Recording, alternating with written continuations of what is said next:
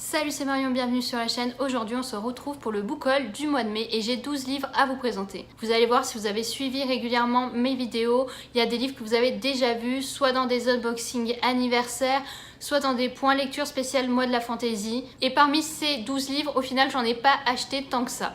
Donc je suis plutôt contente. On va commencer par un livre que je me suis acheté, un livre que j'avais précommandé. Il s'agit du 3.1 de Sarah J. Maas, A Court of Frost and Starlight. Je vous en ai parlé dans le point lecture du mois de la fantasy. Je vous mets tout ça en barre d'infos si vous n'avez pas vu cette vidéo. Ensuite, on va passer aux cadeaux que j'ai reçus. Les cadeaux de Steph. Il s'agit de Covenant, le deuxième tome de Jennifer L. Armentrout.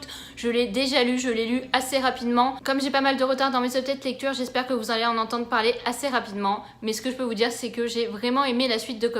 Il m'a aussi offert le deuxième tome d'Illuminae, dossier Gemina, d'Amy Kaufman et G. Christophe. Je suis actuellement en train de lire le premier tome et pour le moment j'aime beaucoup. Donc j'ai vraiment hâte de le terminer pour pouvoir enchaîner avec celui-ci qui est juste sublime. J'adore les couvertures bleues. Le livre que Maud m'a offert pour mon anniversaire, The Kiss, le troisième tome de la saga The Curse de Marie Rutkowski, ici aux éditions Lumen, avec une couverture juste sublime. Là aussi j'en ai parlé dans mon point lecture, donc je vous mets tout ça en barre d'infos. Et il en va de même avec Shades of Shadows de V.E. Schwab, aussi aux éditions Lumen, qui m'a été offert par Camille. Ça a été un coup de cœur et je vous en ai parlé aussi dans mon point lecture sur le mois de la fantasy. On passe maintenant au livre que ma sœur m'a offert. Elle m'a offert 3 livres que je n'ai pas encore lus, que j'ai terriblement envie de lire et je pense les mettre dans ma palle de l'été, car oui, j'espère renouer avec les palles saisonnières prochainement. Elle m'a offert le sel de nos larmes de Ruta Sepetys aux éditions Gallimard Jeunesse dans leur collection Pulp Fiction. Elle m'a aussi offert le deuxième tome d'Arena 13 de Joseph Delaney, deuxième tome qui s'appelle La Proie aux éditions Le Livre de Poche. Et enfin, elle m'a offert Le Gang des Prodiges de Marissa Meyer aux éditions Pocket Jeunesse. Et là, j'ai très envie de lire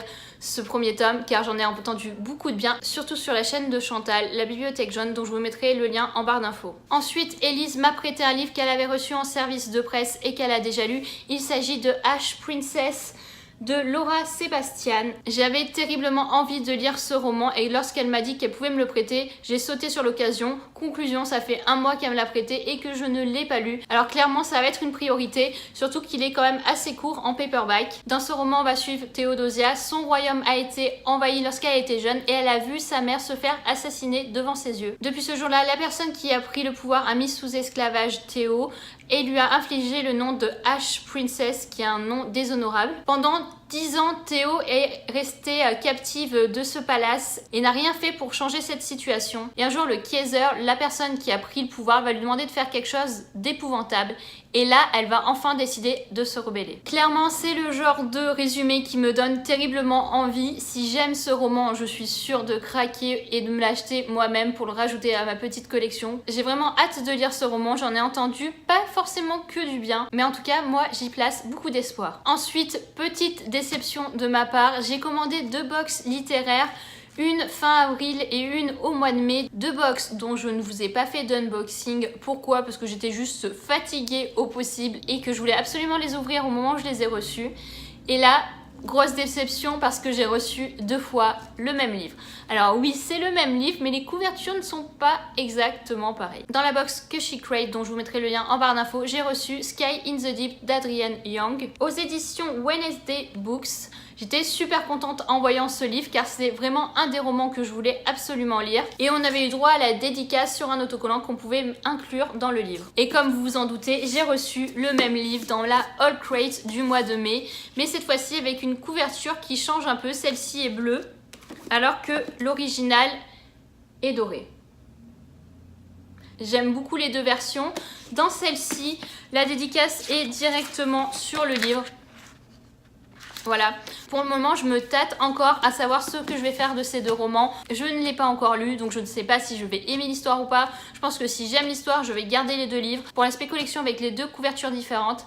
Sinon, j'aimerais bien faire un concours, mais pour l'instant, il va falloir que je me renseigne car les frais de port du Canada vers l'international ou même vers Canada sont exorbitants. Un livre comme ça ne passe pas en format enveloppe, il passe en colis et il est mesuré et ça coûte une blinde. Autant on peut envoyer des livres de la France vers le Canada ou vers l'étranger à moindre coût, autant dans le sens inverse, ça coûte vraiment cher. Pour vous dire le prix du livre. On le dépasse clairement avec les frais de port. Donc pour l'instant, mon principal objectif, ça va être de lire le roman et après je me déciderai. Ou sinon, je pense l'offrir à l'une de mes amies si ça l'intéresse. mais je ne sais pas encore quelle couverture je préfère et quelle couverture j'aimerais garder. Et enfin, le dernier livre qu'il y avait dans la All Crate du mois de mai, il s'agit de Catching Stars de Kayla Keenan et c'est de l'auto-édition, il me semble. Regardez la couverture comme elle est juste magnifique, franchement. Tout en violet. Ça fait partie de mes couleurs préférées avec le bleu, donc je suis vraiment contente. Il est assez court, je pensais avoir le temps de le lire et je ne me suis pas encore mise. Voilà, ce book haul est terminé, il a été plutôt rapide car vous avez déjà vu pas mal des romans que je vous ai présentés, donc je me suis pas embêtée à en refaire le résumé, surtout que j'ai fait des updates lecture assez récemment. Je vous mettrai tous les liens vers ces updates lecture en barre d'infos. J'espère que vous passez une bonne journée et que vous lisez d'agréables lectures et nous on se retrouve prochainement pour une nouvelle vidéo. Salut!